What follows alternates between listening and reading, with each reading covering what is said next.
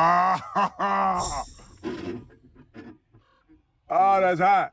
That's hot. Now, a lot of people that will be watching this video will be based in London. Therefore, I'm going to give you an example if you were in London. London is obviously very expensive, and even the outside of London areas like Luton, could be Milton Keynes, all those places have gone up in price. Even Kent. If you're going to buy a property for around 300 to 400,000 pounds, let's take 400,000 pounds for example, your mortgage will be around 300,000 pounds, and your interest rate will be on average for a rental property around 5.5%, and your payments will be roughly, top of my head, will be about 1,400 per month, interest only, and that's just an average. It could be a lot higher than that depending on your circumstances after you basically spoke to a broker. This is not even considering any maintenance costs, letting agent fees. This could actually total up to more than what you're earning on rental, or even breaking even.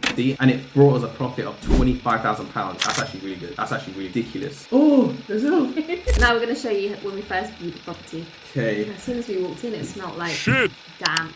Now, going back to the point of maintenance issues, you have to understand that materials have gone up quite a lot, and also labor has gone up as well. So labor and materials combined together is really going to increase the cost of a repair. I know people that don't make profit on property. I know people that make a huge loss in property. I think there was an article I read that about 80% of accidental landlords, or landlords that are just starting out, they do sell their properties eventually in the short term because they can't handle the cost, the stress, and how to deal with the property in general, especially when all the regulatory changes are happening and the government are making it a lot more difficult for landlords to make a profit in property. Here's a big point that I can give you. So if you're looking for a property and you want to know it makes sense, a lot of people will look at the interest rate, and a mortgage product is not all about interest rates. It's about the product fee, the exit fee if you want to sell the property within the fixed period. A lot of lenders may give you a better rate, let's say around 3.99%.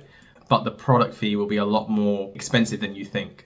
For example, let's say the Mortgage Works, they have a product fee of 3%. So if your mortgage is around £300,000, your 3% will be £9,000. A lot of people don't actually even consider this until it's too late in the mortgage process to kind of turn back, as you've already spent a lot of money. So before I leave you on this video, I want to tell you the Bank of England should be reducing their base rate soon. A lot of central banks around the world are reducing their rates or starting to. So it's just something to keep in mind if you're looking to buy a property this year, and you might want to wait till those lower rates come through. All right, that was just a quick video. And if you have any questions related to this topic about buying a property this year, I'll be happy to answer based on my experience of what I've done. Just leave a comment below and I'll be happy to answer and reply to any questions based on my experience. Also, I just want to quickly say to the viewers watching this video right now, if you can like this video, I'd really appreciate it if you found it useful. And if you want to see more material like this, we'd really appreciate if you subscribe so you can see those notifications come through.